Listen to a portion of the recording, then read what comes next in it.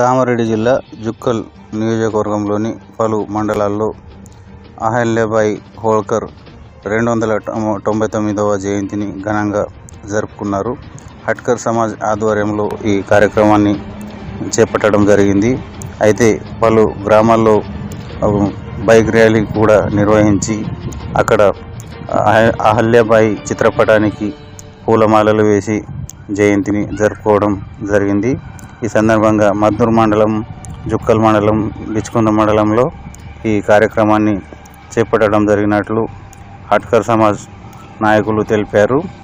ఈ కార్యక్రమంలో హట్కర్ సమాజ్ నాయకులు నీలు పటేల్, PACS చైర్మన్ శివానంద్, రాజు పటేల్, రమేష్, వాసరే విఠల్, మారుతి పటేల్, మాజీ ఎంపీపీ బసవంతరావు షెట్కర్ పాల్గొన్నారు.